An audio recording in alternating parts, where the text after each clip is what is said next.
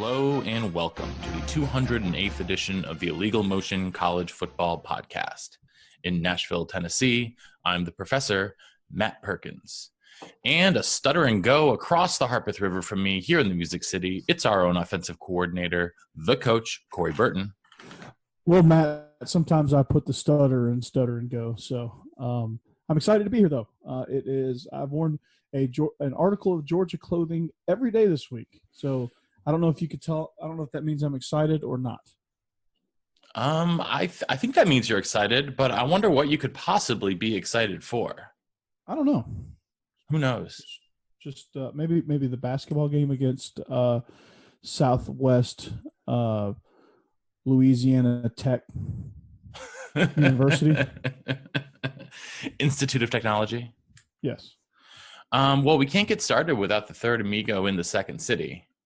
A man who knows that it's not eggnog unless it has booze in it. It's our intrepid blogger from Big Ten and Counting, Josh Cook.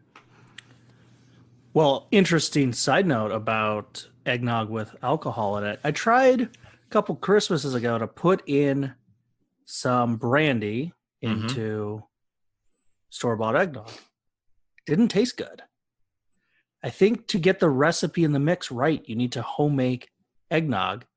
But who has time for that? So I just buy the pre-boozed up stuff.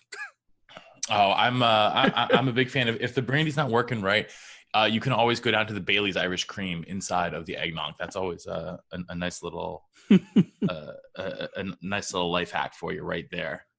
Anyhow, I might be drinking a few of those this weekend. Watching a Christmas party? Well, it's a housewarming / holiday party that I will definitely be going to. Coach, I know you and your wife are invited too. I don't know if we'll be seeing you there, but yeah, we're coming. Unfortunately, it's at right around the same time of the SEC title game. Yeah, that's going to be LSU's in that one. Who's the other team? I wonder. Probably Arkansas. No, I think they're both both in the Southern Division. Yeah, Vandy's definitely. It's not UT. It's Kentucky. Oh, okay, that's right. That makes sense. Obviously, we are all talking. Rock Chalk Wild Hawk. Go Chalk Wild Hawk. Go UK. So on that note, how many fan bases can we offend in our cold open? A lot is the answer. A lot. We can keep going if you want.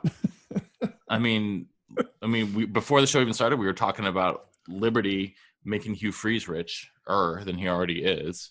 Liberty, liberty, liberty, liberty. Freezes, baby. All hail to Lord Freezes of Liberty University. Gonna make you a very rich man. Don't take any other jobs, please. We'll give you all the burners you want. We'll give you as many cell phones as you want.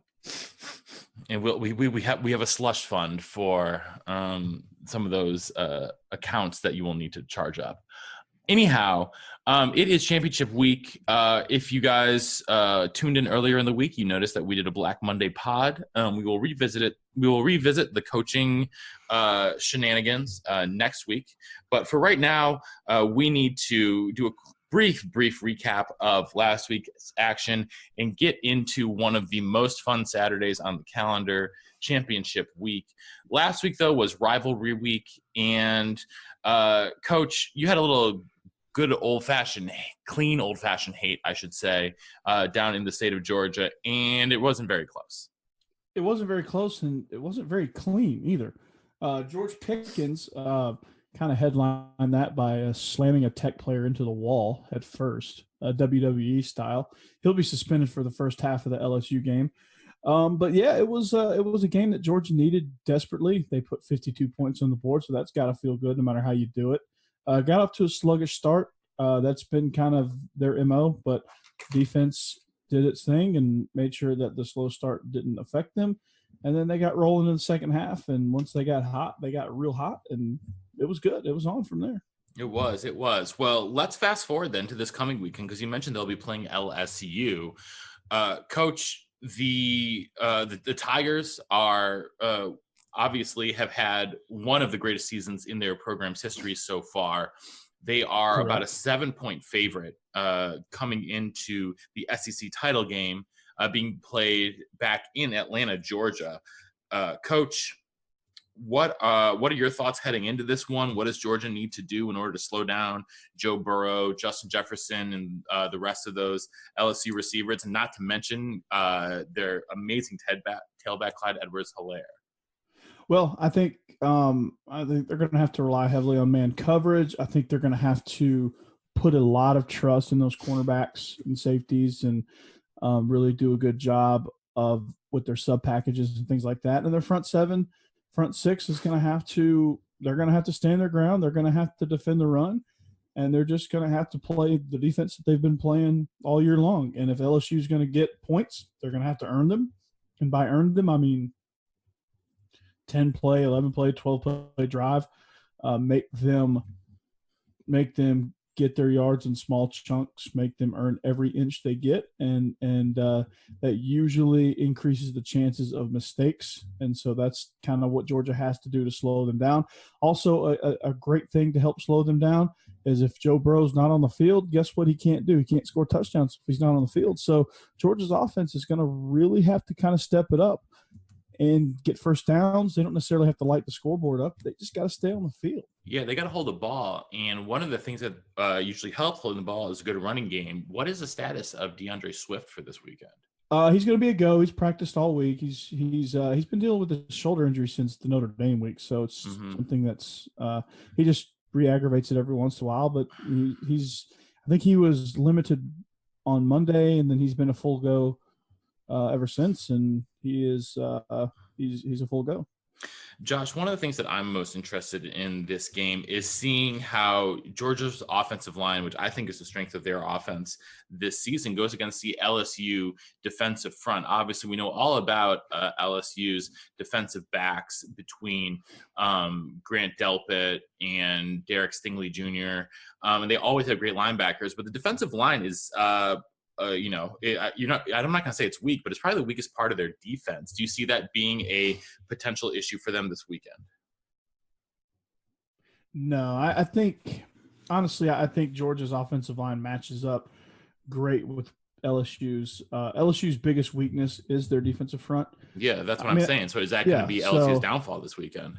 Yeah, I mean, I think so. I think if Georgia ends up winning that game, I think so. So I think it's – it bodes well for a struggling offense that your strength faces their weakness, and that doesn't always line up. And it's one of those things where all they need, if they can get DeAndre Swift going, it'll put a lot of pressure on the secondary, and then they'll open up some big plays because the secondary is going to have to really pitch in with run support, and that just kind of wears your defense down. That kind of puts your coverage into a bind a little bit when you're having to have your secondary guys play heavy run support.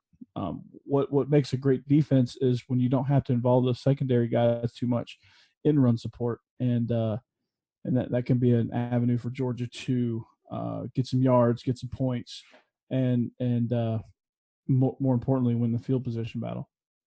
Josh, how do you see this game shaking out? Well, I think this one is going to come down to something that Coach will probably like to hear, and that is, do the Dogs get after Joe Burrow? It's kind of not really talked about a whole lot, but we're due for a multi-sack game. Yeah, well, through 12 games, LSU has given up 26 sacks. Joe Burrow has been brought down 26 times. And, yeah, okay, Texas early on the season got 4, so obviously did they improve? Well, let's look at their last few games. Texas A&M, 3 sacks. Throw out Arkansas, they're terrible. They didn't sack them. Ole Miss, 3 sacks. Alabama, 5 sacks. Auburn, 3 sacks. Mississippi State, 3 sacks. You can get to them. Now, they've survived this. They won the shootout with Alabama. They won a gritty game over Auburn, 23-20. But, I mean, there's tape out there. There's stuff you can do to confuse this offensive line. There's stuff you can do to bring Joe Burrow down. And if you do it enough, who knows? Maybe they're able to finally crack that nut. But if I'm, Georgia's defensive coordinators, that side of the ball, I'm having that be our main plan to stop the passing attack, because so far no one else has really stopped the passing attack. But if he's on the ground, he probably can't throw it as much. That's also true. So what we're basically saying is that we need to keep Joe Burrow on the sideline and on the ground in order for Georgia to win. Correct. Yep. And DeAndre Swift can help with that. Jordan Davis has been playing phenomenally in the interior of that line. Tyler Clark has come on of late. Some of the freshmen, Nolan Smith has been really a big contributor. Jermaine Johnson, the JUCO transfer from Last Chance U, has had some big moments. Trayvon Walker had a huge sack in the game against Auburn. So some of the young pups, pun intended, are actually becoming major contributors on the defensive side of the ball, especially inside of the defensive front. So I'm very excited to kind of see if we can get after Joe Burrow, if we can put some pressure on him, make him at least knock him down, get some hits on him, maybe try to rattle him, because as unflappable as he is, he can be rattled because guess what? He's a human. I don't know if you guys know that. No. He's not a robot. And so he's not immune to being rattled. But for LSU, what they need to do, honestly, the most important stretch of the game for them is going to be probably the first half of the first quarter. Because if they can come out and strike early and often, if they can build a sizable lead fairly quickly, that will likely demoralize a vaunted Georgia defense, and they will have a chance to kind of that's kind of where LSU is good, is they had that ability to not only sting you, but then start piling on after that. And so Georgia's got to prevent that too. They've got to stop the bleeding, especially if they score early, because they're going to be fired up. Those fans, those LSU fans, those Cajuns are going to be fired up, and LSU's a team that you can't let them get too much momentum, because they will overwhelm you and bury you. And those big play receivers will have a field day if you let them. But I think this will honestly be the best defense they faced all year. The second best defense they faced all year was Auburn, and you saw what that happened. Auburn gave LSU fits. LSU struggled to score, struggled to move the ball against Auburn, mostly due to probably the two best defensive tackle tandem I've ever seen in college football, with Derek Brown and Marlon Davidson. So yeah, it's gonna be a fight. It's gonna be a fight, and it's gonna be can LSU force 3 and outs? If LSU can force 3 and outs on defense, they will have a huge advantage. If they can score quick and often on offense, they will have a huge advantage. Georgia, make them drive the ball, make them earn their yards. Georgia's offense, stay on the field, play field position, strike when you can, establish the run, and try to grind this game down, which is kind of been their MO all year. Well, Coach, you just brought up Auburn, and we need to talk about the Auburn-Alabama game quickly before we move on, because the Iron Bowl last weekend was another one for the ages. Obviously, Auburn wins a crazy game, 48-45, after Alabama kicker doinks it with about 2 minutes left to tie up the game. I mean, we were all obviously rooting for Auburn to win just because we didn't feel like we wanted to see Alabama again, especially in the playoff. But, personal feelings aside, Coach, what did you make of this game? I loved it. I loved every. It was fun. I mean, it was back and forth. Mac Jones actually did not have that bad of a game outside of 2 absolutely crippling pick sixes. The one was really goofy. It hit the back of the player. Oh, I know. It was it was a horrendous throw, but I went into the game rooting for Auburn, Mm-hmm. and then I just kind of started enjoying the game, and just Auburn would score to take the lead, and I'd be like, okay, what's Alabama going to do? Mm-hmm. Okay, oh, Alabama scored. Okay, how's Auburn answered? Oh, okay, they're going to ice the kicker. Oh, we missed it. I just kind of like it kind of had me interested, and it kind of made me forget who I was rooting for, because it was just such a great back and forth game. I thought Gus Malzahn did a tremendous job coaching against Saban. Saban did a tremendous job up until the end. Auburn was the beneficiaries of what I think has been described as one of the worst officiating calls of all time. But I thought Bo Nix. Which one? Yeah, I know, right? The one right before half where they put the extra second on the clock. I thought that was pretty bad. To be mild about it, but I won't dive into that, because we could spend a whole show just on I didn't know if you're an Alabama truther regarding the too many men on the field. Oh no, that was that was a good call by Auburn. That was a good trick. Good thing. That was actually a good. I think Saban was just mad because he got outcoached in that situation. Mm-hmm. So that was not a bad call. I think they earned that one, and hats off to Auburn there. But I just thought it was a really good game plan. I thought Auburn needed to play like they did in the second half, in the fourth quarter of the Georgia game, and they did. Bo Nix played phenomenally most of the night, and hats off to him. Jatavius Whitlow had a great game. He was hard to stop, hard to tackle, and they just got momentum, and they just kept riding it. Yep. Absolutely.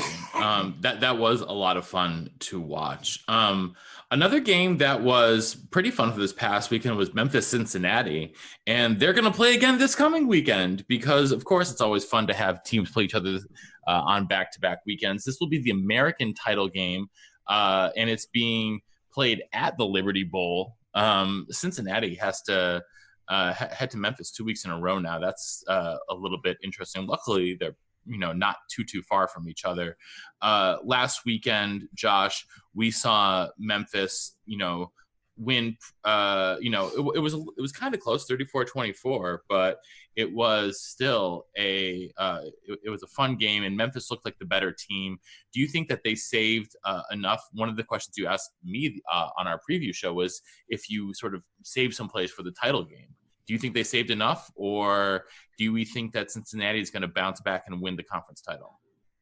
Well, I don't know if they'll win the conference title, but one thing Cincinnati can do to bounce back, and the law of averages says 3 turnovers, 2 interceptions, 1 fumble.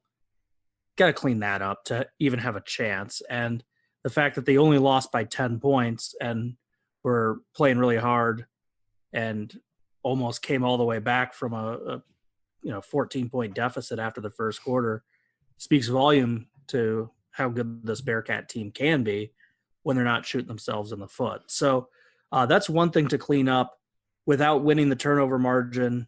Maybe that's enough to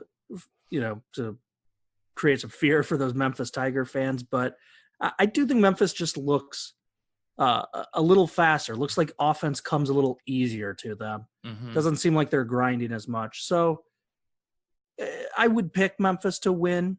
Helps that they're getting it at home. But I don't expect this to be a blowout where Memphis was slow playing them a week ago and then suddenly has like a revelation this week with all new plays and turns it on and the final score is 50-7. Cincinnati's a good team. They just played like crap a week ago. Coach? Yeah, I agree. I mean, I think it's going to be, even though Memphis is they're on fire right now too. I mean, they're playing extremely good football. But like Josh said, you can't turn the ball over 3 times and expect to win against a quality opponent. You can't turn the ball over 3 times and expect to win against an opponent like South Carolina. They have to play extremely clean football. And I think this was a good way to, I think they got a lot of good film now. They can correct some mistakes, and they can, I think Cincinnati has a much better chance now than they did a week ago. I think, they're very fortunate in that situation to where they get to play them twice. Now they can correct some things and readjust some things based on what Memphis gave them, and figure out how to stop them on offense and how to stop them from being so explosive. So, since Luke Fickell's gonna earn his salary here, and he's going to earn the chance to audition for some bigger jobs. And I think it's going to. I still think Memphis is going to win because they're just so explosive right now, and I think they just don't match up well with Cincinnati. I think Cincinnati, this is probably they struggle with quick scoring offenses like that, and I think it's going to be much of the same, truthfully, and unfortunately for Cincinnati. I think one of the intriguing things about this game is Memphis is currently in the running to be the Group of Five representative, and so if you consult your CFP rankings, which we obviously love, all three of us are big fans of the playoff system, but Memphis is the current leader in the clubhouse at 17th in the country. Boise State at 19th, but Boise State won't get to play a ranked team this week. So it's really Memphis's to lose. And so what I'm getting at that's intriguing is they win this game. They're going to be playing the Cotton Bowl, which is after January 1st, or maybe it's on January 1st. I forgot the exact date, but played in one of the last bowl games. Yeah, I think it's the second.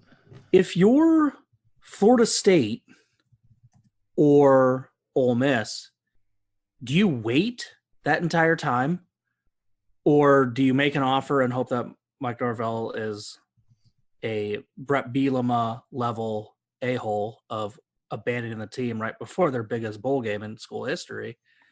Or, especially if you're Ole Miss's case, like, I don't know, going from Memphis to Ole Miss feels like a lateral move. Actually, Josh, I just did a little research. A little note for you. Cotton Bowl is early this year. It's on December 28th. Ooh, I mean, that's still pretty late. I think Norvell's going to end up at Florida State. Yeah. So does he bail, or does Florida State wait? Florida State waits probably. Ooh. But then what happens if the package they offer him he doesn't like? Could be a whole domino effect. Maybe he's waiting an extra year for Clay Helton. That's just what Florida State's going to have. Florida State can offer him. If Florida State wants him, they'll get him. All right. You think? I think. Okay. I'm curious to see how that or they'll get prime time. Oh gosh. Oh Lord. Prime you, baby. Prime you. Prime you. Oh, good God. Anyhow, while we are at it, let's then head, speaking of the ACC, to the ACC title game. Clemson taking on Virginia, Josh, who just won the Commonwealth Cup for the first time in about 15 years? That is what the scroll said. Yeah. So any chance that Clemson even keeps it close this weekend? Because was that a slip of the tongue, or are you going all in Virginia? Oh yeah, sorry. I meant I cannot believe what I just said. Mendenhall, baby. I mean Bronco. Hey, he's doing one heck of a job down there. ACO. I guess it's up there because I live in Tennessee and Virginia's north of Tennessee. I think they keep it fairly close. I don't think it's going to be as big of a blowout as it was against Pitt, because Virginia is actually a pretty quality team. They'll get overwhelmed late, but it'll be tight for a minute. Well, here's the thing: if my cousin Bryce have anything to do with it? Well, that's the thing. That's about where I was going to go. Is Clemson, one of their biggest strengths for the last several years of championship level play has been pass rush, deadly offensive line. What's the best way to neutralize that? Have a stud at quarterback who is so mobile he reminds me in some ways of Michael Vick when he was at Virginia Tech. Ooh. In terms of One-man his equal. He almost beat Florida State by himself. Yeah. So, I mean, that elusiveness, that athleticism, his wheels are amazing. That one run against the Hokies, he just looked like a track star that is like used to running in the Olympics and thought it'd be fun to run in like a high school 4x100 and just dusting the field. So that is something. The other thing is, let's be honest, Clemson hasn't been tested in weeks and weeks and weeks since they had a really lazy game against North Carolina. Other than that, September. Yeah, other than that, they've played one ranked opponent this year, Texas A&M, who I do not believe Texas A&M is no longer ranked. That would be a no. Time, so how they were ranked at the time, but yeah, I mean, there was also a time this year where Syracuse and Maryland were ranked. So yeah.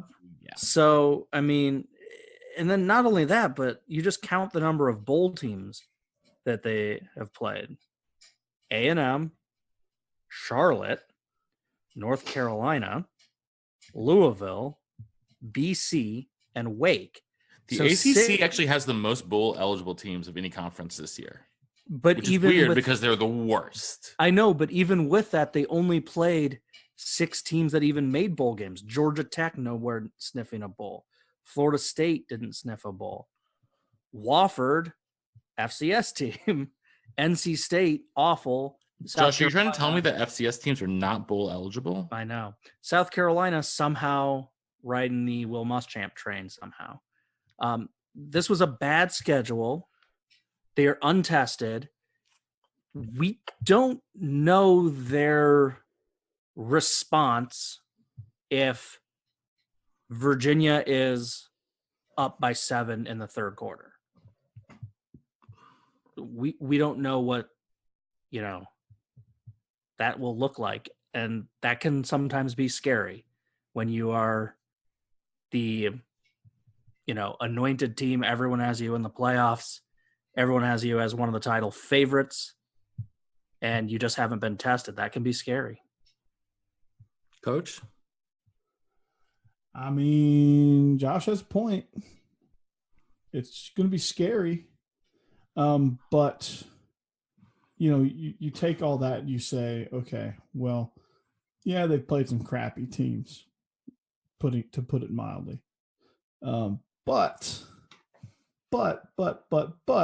this offense is the same offense that won a national title a year ago. They didn't lose a whole lot off that offense. So they're very explosive. They have an extremely talented sophomore quarterback who's going to leave for the NFL after his third year.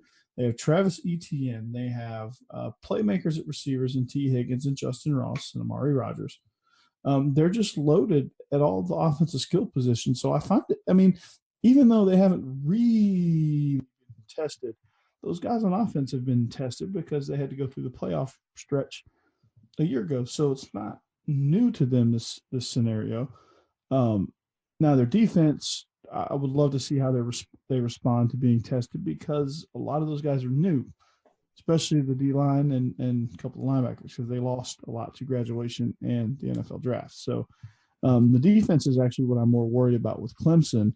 But their offense, I'm not overly worried about them. They will be fine. They will do their thing. Even if they start slow, they'll pick it up in the second quarter, and then they'll start to overwhelm Virginia, and it will start tight and be tight for a little while, and then I think once halftime rolls around, they'll make some adjustments, and bam, they'll be all over them. All right. Well, from there, then let's head down. I guess back in time, but across the country to Friday night, where Utah and Oregon will be squaring off in Santa Clara at Levi's Stadium for the Pac-12 crown. Utah, with a victory and a victory by LSU in the SEC title game, all but guarantees themselves a spot in the college football playoff, Josh. is Utah, if they beat Oregon, are they deserving? And I guess the first question should be B, can they even beat Utah in this? Can they beat Oregon in this spot? Ooh, those are some fun questions. Let's start with the first one. Is Utah deserving? I think that is a very clear yes. The Pac-12 has had some issues, admittedly, this year, and they did lose to USC, but they beat their schedule. So if you have Clemson with that god-awful schedule, then by all means you need to have Utah also in that mix. And this gets into, does the regular season count? Do you value wins in the regular season? Do you value conference titles? Because if you don't, well, then just grab Alabama again. Grab Oklahoma, even if they lose to Baylor. Grab 3 SEC teams. Grab the loser of the title game and Bama. Call it good. But if you do value conference championships, which the committee is supposed to do, and values winning the regular season, by those definitions, Utah very much is a contender to make the college football playoffs. As for them beating Oregon, it's an intriguing game because Utah looked really good at the start of the season. Kind of had a little bit of a hiccup with USC, struggled just a tad with Washington State at times. Arizona State, kind of a sleepy win. Washington, a narrow game. But then they've turned it on their last 3 games. So is Utah back? Oregon's the opposite. Oregon lost a couple weeks ago to Arizona State. They struggle a little bit with Oregon State in the rivalry game, barely beat that Washington team. I don't know what Oregon team is showing up. Bear was supposed to be a Heisman candidate. Not going to happen. They don't have a 1,000-yard back. They're not a particularly great running team. And Utah has nasty defense. And the best player on the field, for my money, is Zach Moss, the Utah running back. And there's the old adage, if you have the best player in the game, you have a great chance at winning. So I think Utah's a great chance at winning. Do they crack that top 4? We'll see. But I think they're at least deserving for a look. I agree that they're deserving for a look here, Coach. What do you think? I mean, Utah's the 2 times I've watched them, I've really watched them this year. Because a lot of times by the time Pac-12 After Dark is happening, I'm watching opponent film or I'm watching the back of my eyelids. And the 2 times I've really watched Utah, I've been utterly impressed. Moss has been a tremendous running back. He's very exciting to watch. Their defense is suffocating. They don't play Pac-12 defense, which is refreshing. I think Utah, if they weren't named Utah, if they weren't the Utes, if they were even like if they were even Arizona State, yeah, they would get more respect. If they were a traditional Pac-12, old school Pac-10, there's no doubt they'd be playing the way they're playing. There's no doubt they'd be in the playoff. Mm-hmm. There's no doubt. But and Tyler Huntley, their quarterback, has been so efficient. He's completing 76% of his passes this year. That's impressive. He has I don't care 2 picks. Yeah, 2 picks. I'll tell you the more slice and dice it. That's impressive against. I don't care who you're playing against. That's impressive. He averages 11.1 yards per attempt. I'll tell you the more likely scenario, unfortunately, for all of our Utah fans out there. Hold on. Played, and then Oklahoma goes out and does the Ohio State thing from a few years ago and drops Baylor like 50-0, then all the style points are going to favor Oklahoma. So really Utah's best path is no upsets. Ohio State, LSU, Clemson all win. Baylor keeps it close, and Utah finds a way to win by at least like 2 touchdowns, so that way they can say, hey, there's clear separation and we clearly won, and just hope for the best. But I think it reminds me of a few years ago when like TCU got inexplicably jumped, and you're like, did you just rank them higher for some drama? Probably they did. Yeah, I would. That wouldn't shock me. No, that would not shock me at all. Well, Josh, let's talk about that Big Ten title game. Badger Buckeye rematch. I mean, I have no faith that this game is going to be any closer than it was the first time around. It was not. Have the faith. Don't let me be a bigger Badger fan than you. I mean, I love me some Badger football. And, I'm the biggest Badger fan, at least on this show. But, man, Ohio State's a machine. Like, they are a machine. They're not Ivan Drago. Yeah, because Rocky could make Ivan Drago bleed. I don't think the Badgers can make Ohio State bleed. But they're not playing in Columbus. They're playing. Neutral site. I would rather play outdoors in Columbus than inside a dome against Ohio State. Give me the weather, give me the elements, give me the weather they had in the Twin Cities last week when Wisconsin did to the Gophers what they deserve every single season in the battle for the Axe. That is how that game should look. That is the elements in which that game should be played. And that was just a beatdown on all levels. The best receiver on the field last week was not either Rashad Bateman nor Tyler Johnson. It was Quintez Cephas. Quintez Cephas is as good a receiver in the Big Ten as there is. He was manhandling defensive backs. Speaking of defensive backs, Caesar Williams, welcome to the big show. You had an absolute coming out party. 1 pick, 4 pass breakups, just one-on-one on Tyler Johnson, locking him down the entire game. That was impressive. That was as good of a game plan as we have seen Jimmy Leonard, the Wisconsin defensive coordinator, come up with against anyone. Plus, Joe Rudolph actually made some smart calls throwing the ball because you could see that Minnesota just spent the whole game with 8 dudes in the box. So they're like, okay, that's fine. Cephas one-on-one, go get the ball. And that's what they did. Played a couple jump balls, and he was just a bigger man than anyone in the Minnesota Golden Gopher defensive backfield. This weekend, however, Ohio State has Jeffrey Okudah, who might be the best cornerback in all of college football, to lock down Quintez Cephas. A.J. Taylor, one of the Badgers starting receivers, questionable for the game. Not a good sign.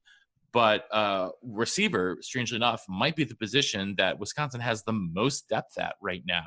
What I'm really concerned about, though, is the fact that in the first game, Joe Rudolph thought it was a smart idea to block Chase Young with just the tight end alone. That is not going to work. They need to double team him on every single play going forward. Coach, I mean, is there any reason that I should feel any like even a twinge of optimism going into this one as a 16.5-point dog? Yes, because I'm going to interrupt Coach because I follow the Big Ten more than Coach. I'm sorry. You could chime in after me, Coach, but I do have something. So first of all, obviously they're going to change their protections against Chase Young. They probably had a little bit of, he can't be as good as advertised. We'll just do what we normally do. And that got exposed. They're not dumb. They're not doing that again. But what Wisconsin needs to do, and this is crazy. I know I'm not the biggest NFL fan, but I was watching a little bit of the most recent Patriots game. It was the Sunday night game and was just kind of unwinding, and there's nothing else on. And Chris Collinsworth said something quite profound about the Patriots, which Shocking. I think sums up their dynasty so well, which was, in order to beat them, your second, third, and fourth options need to have great games. And that's what Wisconsin's going to need to do. We know Ohio State has the talent to lock down Quintez Cephas. We know JTT had a terrible game back a couple months ago. Probably the worst game of his collegiate career. Yeah. But here's what Wisconsin didn't do well in that game and what they need to adjust in addition to the protections against Chase Young. Cruikshank, probably the fastest Badger. It's probably the 2 touches. fastest Badger that I've ever seen, quite frankly. Yeah, two offensive touches. It's not good enough. Got to get him more touches in the offensive game. Yeah, but the one touch he had in the offensive game last week, he fumbled against Minnesota. Okay, that game was in the snow. I mean, you can't play. Okay, sorry. I interrupted. Go on. Yeah, you can't play Skurd, Perko. I am playing. Yeah. Nobody in this house is playing Skurd. I mean, that's out of the Kirk Ferentz textbook. You fumble once, you don't get to ever get out on the field again. Come on. Well, that's what happened to Cruikshank last weekend. He took one shot. He took one snap in the Wildcat and botched the mesh point at a read option, and he was gone. Then don't do the read option with, Go on. But anyway, Cruikshank needs to be more involved than 2 carries. Danny Davis, not a bad wide receiver. 1 catch against Ohio State. That's not going to be good enough. And then it's weird to say that your quarterback isn't one of your premier players, but Cone's had a pretty good year. He's had some games where he's been a real difference maker. He was awful against Ohio State, 10 of 17 for 108 yards. He needs to be He needs to be Jackie Heisman. He doesn't even need to be that far. He needs to be good enough that Ohio State can't load the box. He needs to be good enough getting the ball to Cruikshanks, getting the ball to Danny Davis, finding every now and then the few times where Ohio State messes something up and Cephas is open to force Ohio State to be like, oh, crap, this team could pass on us. I see a big game for Jake Ferguson, the tight end. That's the guy that I see could really exploit Ohio State. I mean, Ohio State has some really great linebackers, but Ferguson is a matchup nightmare. He's a heck of an athlete. I mean, they lost 31 points way back earlier in the season. Maybe that happens again. We joked, is it a 4-touchdown game in our text thread? But if you're really breaking things down and seeing ways for Wisconsin to have an opportunity in this game, you have to follow, believe it or not, Chris Collinsworth's advice and use your second, third, and fourth options. Use them a lot. Trust that they're not going to fumble the ball and play gutsy and do some different things, break some tendencies, and for the love of God, block Chase Young. Preach. Coach, anything to add to that one? No, just hold the ball, play field position, grind them, overwhelm them with your hippo formation, and feed Jonathan Taylor tailback. Yeah, we haven't seen the 32 hippo in a couple games. I'm hoping it makes its triumphant return. One thing I did love to see, though, out of Wisconsin's special teams last week was that reverse. Special. They ran a reverse on a kickoff to Isaac Guerendo, who is a redshirt freshman tailback / wide receiver out of Indiana, who I think broke the Indiana state record in the 100-meter dash while he was in high school. This kid is an absolute burner. And it was his first collegiate touch, and it went for about 60 yards on the reverse on the kickoff. I'm hoping that Paul Chryst really, really opens up the book, opens up that playbook. Him and Joe Rudolph get in the lab, get some trick plays going. I am expecting Garrett Groshek, the third down back that Wisconsin has, to throw at least one pass in this game. I'm forgetting what game it was last weekend, but there was a random game. I'm going to look at the scores from last weekend and see if I can't spot it while I talk about it. But basically a team came out in a pistol with 2 running backs right next to the quarterback. So it was kind of like a modern take sort of on a wishbone. And the defense was really confused. And they ended up giving it to the not used as often tailback, the third down back. And he got a really nice chunk play on it. I think that's something Wisconsin could do with Gorsuch and JTT, because Ohio State's going to be keyed in on JTT. Maybe you even have Cone surprise them on like a crucial like 3rd and 3 and keep it out of that formation. I mean, who knows? Do some stuff to break your tendencies. Cone's like definitely gonna keep it once or twice this weekend. Also because he was one of the nation's top high school lacrosse players, and he's not afraid to take a hit. He was he was actually signed to go to Notre Dame to play lacrosse until he flipped to Wisconsin to play football. Yeah. So looking at the scores last weekend and what games I was watching, I believe it was a little nifty trick play that either Virginia or Virginia Tech ran against each other in the Commonwealth Cup. Well, I can't remember. I think I know what you're talking about, but I can't remember exactly what it was.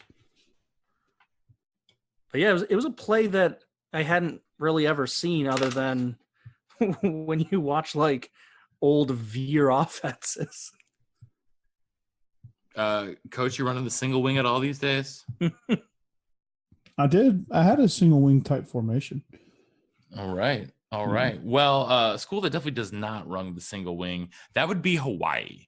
And they made it to the Mountain West title game this year. Unfortunately for them, it's on the Smurf turf in Boise, Idaho, at the not the big grocery bag. I guess theirs would be the reusable grocery bag, Albertson Stadium, Boise, Idaho. Josh, any chance that the Rainbow Warriors can pull off the upset here and go into Boise and win the Mountain West? Well, I guess there's a puncher's chance when you have Cole McDonald with 3,400 passing yards. The thing that's intriguing to me about this Hawaii team, the offense has remained quite good, but that defense has come around a little bit, especially the last few weeks. They held that pesky Army option to just 31 points. They held San Diego State to 11, UNLV to 7 points. A little bit of an issue against San Jose State, but then earlier in the season, for instance, held Nevada to just a field goal. So their defense is not like, we're not talking about a top 20 defense. No, but this is not a vintage Hawaii defense in the bad way. Exactly right. It's one of those old, like whenever I did the team previews, I would talk about, well, the defense finished, 115th a year ago. If they had just finished 75th, how many more wins would they have had?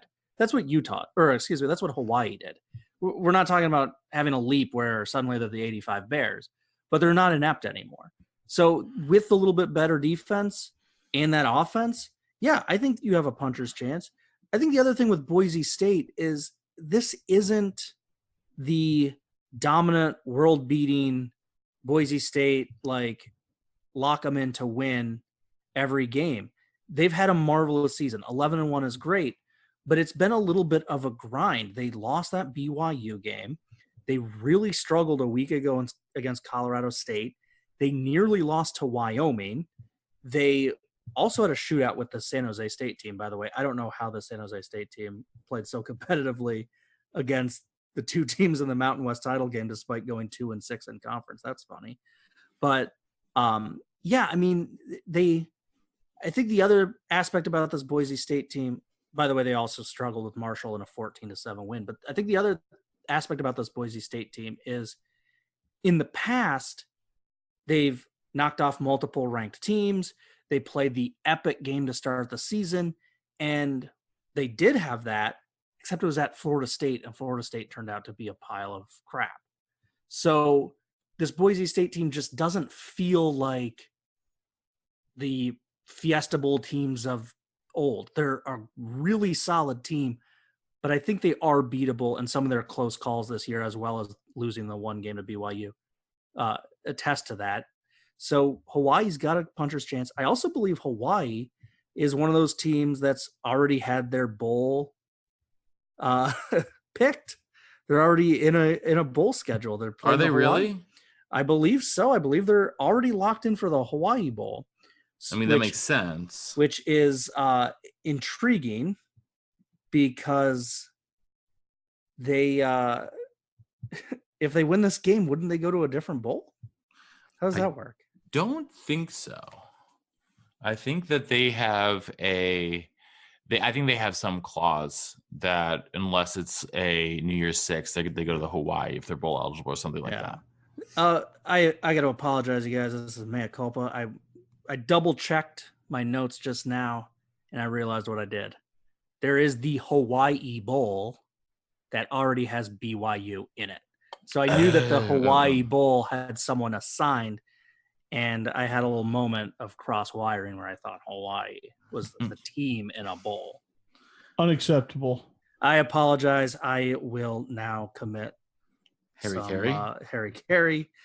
And well, that's going to be a real problem for me and Coach because we really need you to talk about the MAC. It'll be a real problem for my chair too. This is a comfortable chair. I don't want to get intestines all over it. Oh yeah, I know that would be terrible. I know you've left it to me in the will, so I was really hoping to keep that clean. Yeah, that'd be a bitch to clean and get it really all the stains out. It really would. Might just have to reupholster it at that point. God, that's such a hassle though. I mean, I don't even have an upholstery guy here. Come on, man. Well, let's talk about the Sun Belt. Thoughtful of you, Josh. I know. The Fun Belt. In a complete non sequitur, let's talk about the Fun Belt. The Fun Belt. Fun Belt title game. App State, Raging Cajuns of Louisiana, Lafayette. App State hosting the game up there in Boone. But this is going to be a fun one, guys. This is going to be a lot of fun. App State, with their just one loss on the season, they've been ranked in the 20s for most of the second half of the season. Louisiana, though, they have quietly rattled off 6 consecutive victories after losing to that App State team back there in back on the second weekend of October. Yeah, October 9th. So they've been on quite a roll, including beating ULM last weekend 31-30, which was just a phenomenal game. Back and forth.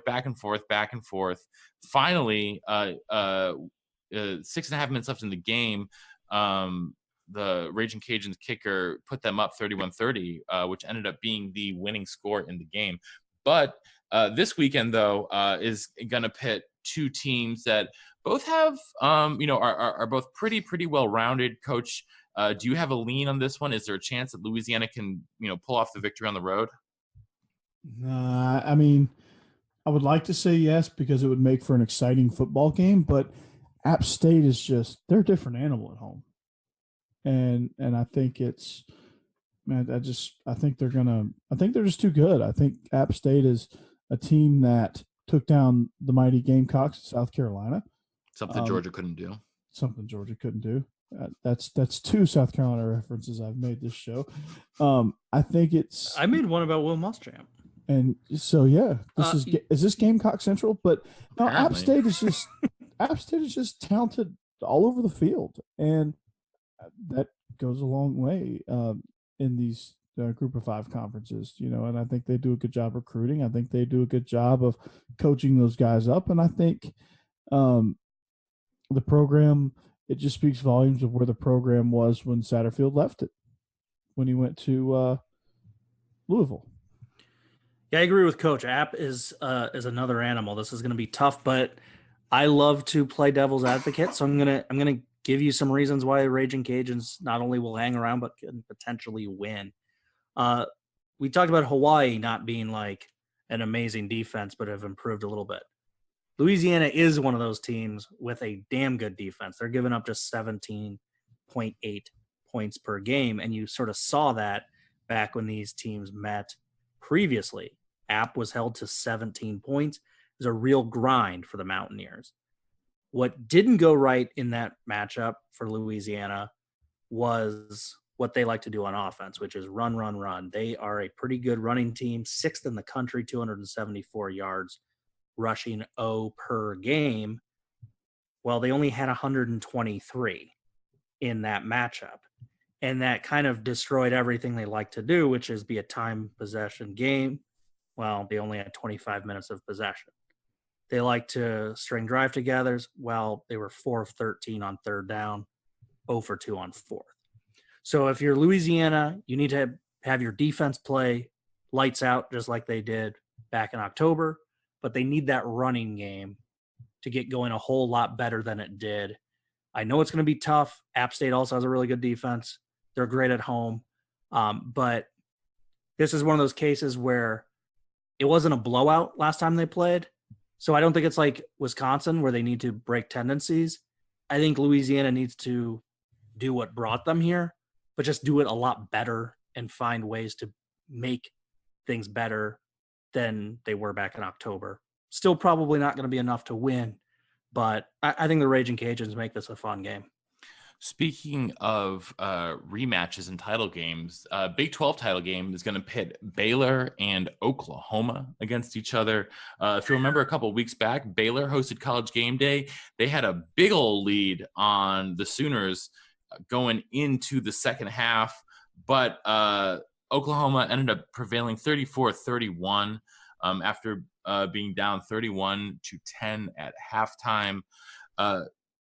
So, Josh, I'm going to ask you the same question here. What does Baylor need to do in order to pull off the win against the team that they lost to earlier in the season? Well, they got 1 million first half turnovers, it felt like. So they need to do really well in the turnover margin again.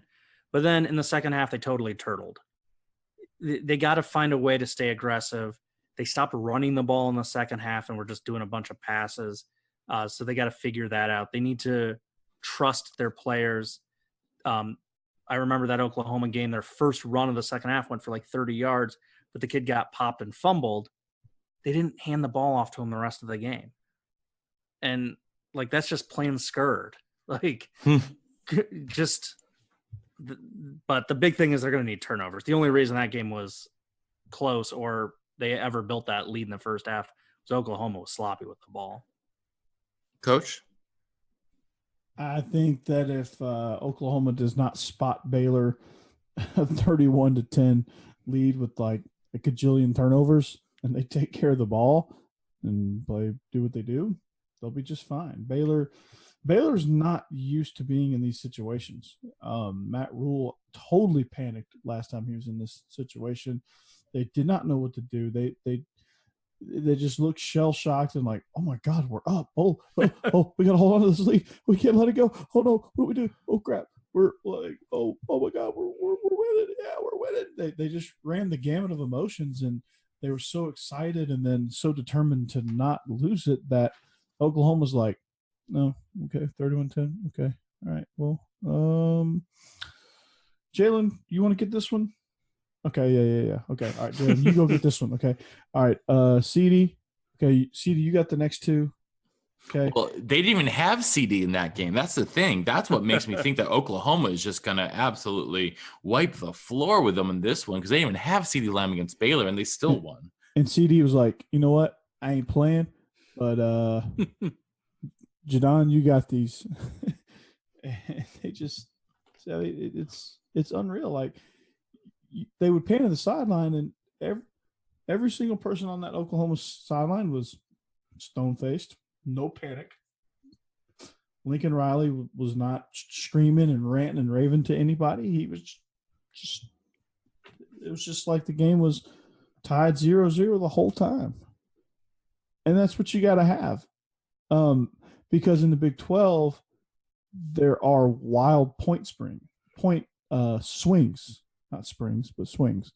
And you have to be equipped to deal with these heavy ebbs and flows, because if you're not, those ebbs and flows will turn into just big ebbs or big flows. And you don't want to be on the wrong end of one of those flows. You don't want from to be Progressive? Yeah. So what happens I don't want to be on the wrong end of flow from Progressive. That's for darn sure. What happens is Flo comes to visit you, and she just incessantly tries to sell you insurance until you're so annoyed that you're distracted and you lose.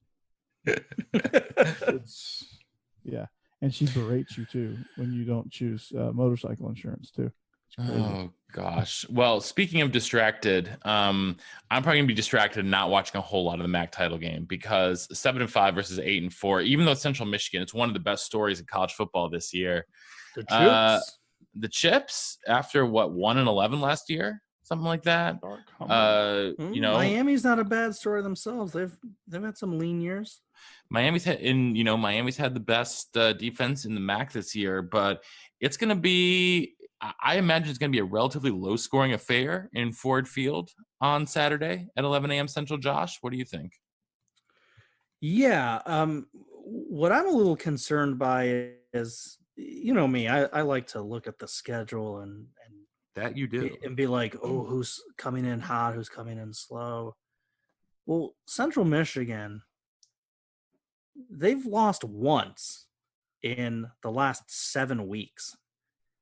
They're coming in with 3 straight wins, 2 of them blowouts, 1 a really nice 1-point win at Ball State. I know that doesn't sound great to say a nice 1-point win, but Ball State had a pretty nice season. They were a lot better than they've been recently. Miami of Ohio, last 2 weeks, almost lost to Akron, who went 0-12. Akron might have been the worst team in college football this year. 0-12, they're the only ones who did that. So, not even UMass did that. Yeah. And then they lost last week at that aforementioned Ball State team. And I know Miami fans are probably going to say, well, we had already clinched the division, blah, blah, blah. But it's like, where's the edge? Where's the competitiveness? They lost 41-27 down in Muncie. And so I'm just not really liking this vibe of this Miami team the last few weeks. Central's coming in a little hotter. The game's in Detroit. It's never a very well-attended game, but based on ease of travel, I would assume that the Chips have a little bit more fans than Miami. But I would certainly hope so. But yeah, this is going to be kind of an interesting game just based on how these two teams wrapped up their seasons. Coach, anything to add here on this one? I'll be honest. I have nothing when it comes to the MAC championship. I hope it's an exciting game. Well, hopefully then you have more to add when it comes to the Conference USA championship between UAB and Florida Atlantic. Well, you can wait your turn. You're already cutting the line during the Big Ten. Now you get to wait during Conference USA. Coach, UAB, Conference USA is my favorite conference. UAB is back in the title game. But they have to contend with Florida Atlantic's offense, which has been, another year for the KIF and another just explosive offense that rolled through Conference USA. In the last 5 games that they've won, they've put up 41, 35, 37, 40, and 34 points. What does, what could UAB do to slow them down here?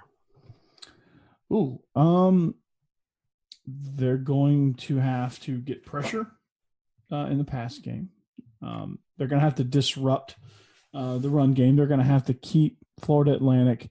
They're going to have to win first down. They're going to have to force FAU into second and longs and third and longs. And then I feel like I say this a lot, but it's very true. They have to stay on the field offensively, and they have to win the field position battle. They have to make Florida Atlantic drive. They have to 80-yard, 70-yard, 90-something yard drives. They have to win the field position battle, and it's going to come down. They're going to have to be solid in all 3 phases because against teams that are explosive, you have to play great complementary football. And if UAB wants to have a chance of not letting this thing slip away, because they don't have any elite defensive unit, they don't have an elite offensive unit. They're solid everywhere, but they don't have an elite unit to lean on. So they have to really play complementary football. Georgia has a defense that they can lean on. So Georgia's defense can hold LSU at bay until the offense gets it figured out. UAB is not going to have that luxury. So they're going to have to get creative in how they pressure the quarterback, how they stop the run, how they win first down, things like that. Josh, floor is yours now. Yeah, what is so intriguing to me about this game was how UAB even got here. So UAB won out. They won 3 straight games. UTEP, Louisiana Tech, at North Texas. That Louisiana Tech game, critical. That gave them the head-to-head tiebreaker over Louisiana Tech, who also went 6-2 in conference. But what's crazy is Louisiana Tech lost 2 of their final 3. And then way back, middle of the season, UAB got blowed out by Southern Mississippi 37-2. Southern Miss was in great position to win the division as well. They lost their final 2 games. So UAB just steady as she goes, navigating these troubled waters and somehow finding their way into the Conference USA title game. I think Florida Atlantic is better, and I think Coach laid that out for you. But a really intriguing thing to point out, Florida Atlantic is only 4-2 at home, and this game is being played on their home field. So if you're looking for something unique about it, there you go. All right. Well, that is every title game that is going on this weekend, guys. Josh, do you have any final words before we sign off? Well, yeah, that's not every game. I said every title game. I did not say every game.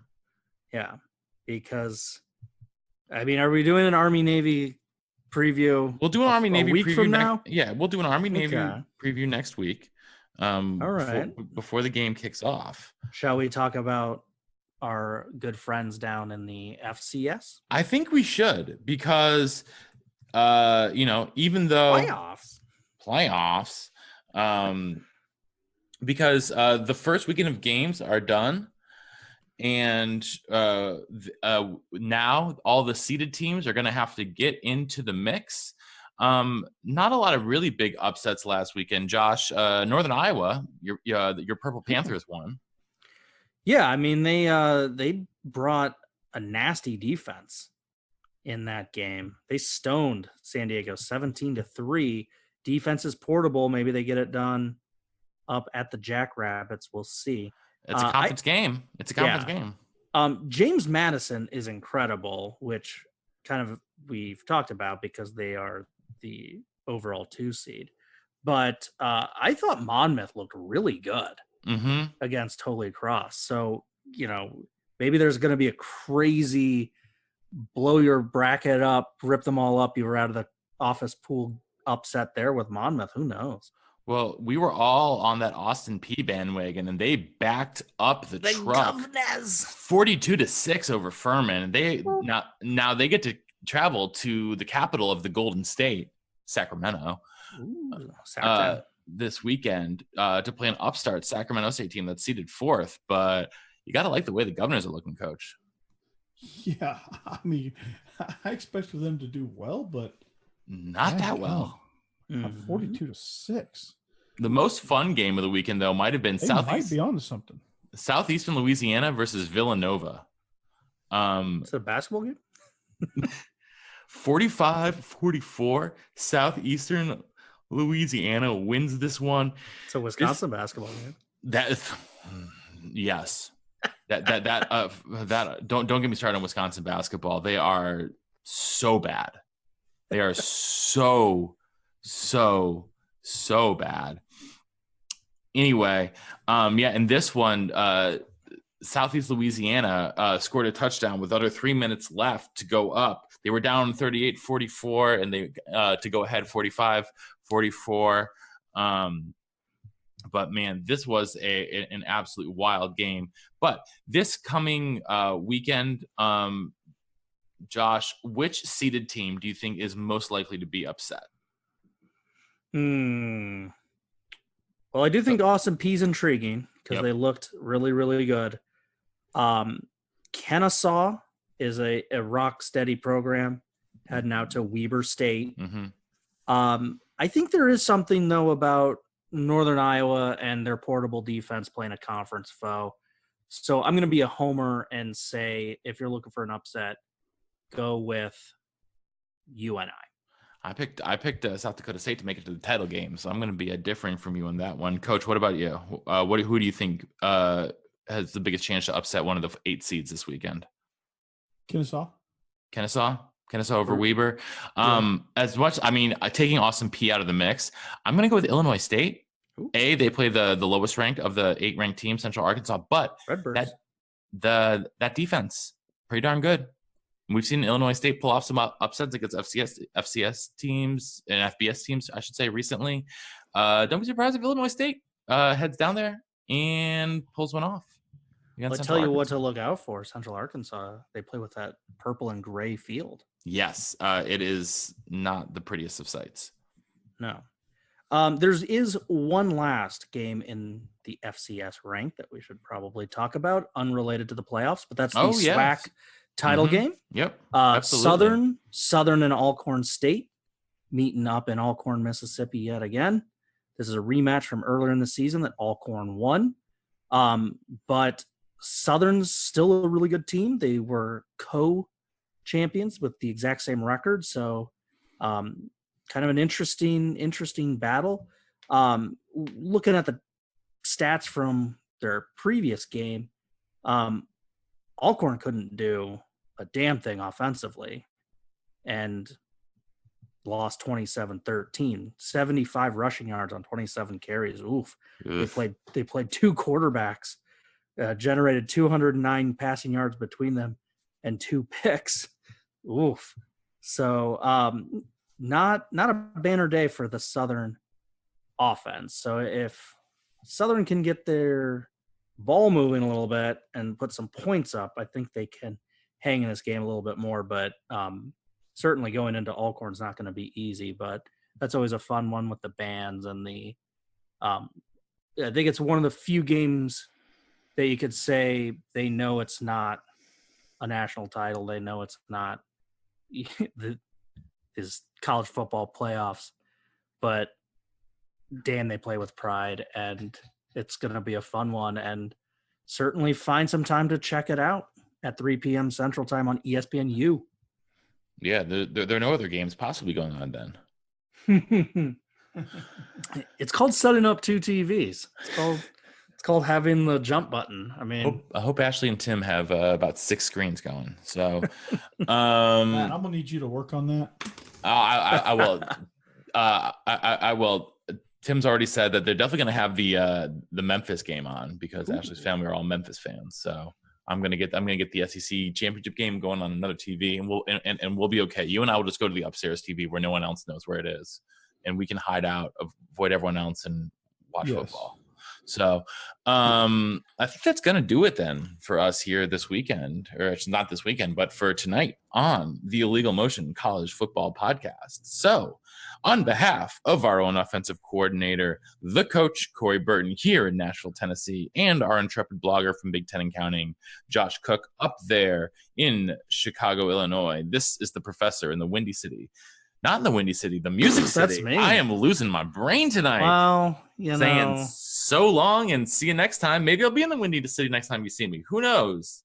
On the Illegal Motion College Football Podcast. You had Chicago on your brain because you're watching the Bears. The Bears. The Bears and the Boys on Thursday Night Football. Jason Witten, Dak Prescott, Mitch Trubisky, and a fresh bratwurst. Go Bears. Who do you think's a better announcer for these Thursday or Monday night games? Joe Buck or Booger McFarland? Booger McFarland. I'll go with Dub Booger because he delivers such insight as if the Cowboys fire Jason Garrett, they're gonna have to look for a new coach.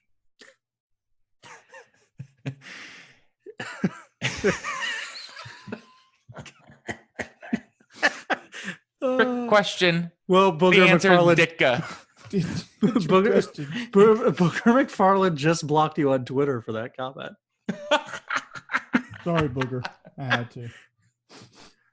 For those of you not privy to the inside joke, the best part of the Bill Simmons podcast is Cousin Sal. Oh, yes. And Cousin Sal made a comment about Booger McFarland on Monday Night Football. Got blocked. Booger McFarland blocked him. Cousin Sal's a freaking comedian on the Late Show with Jimmy Jimmy Kimmel. Kimmel. Like, oh, good Lord. That's funny. Thanks for listening to the Illegal Motion College Football Podcast. To get in touch with the show, email us at illegalmotionpodcast@gmail.com. Follow us on Twitter at illegal_motion and check out our Facebook page.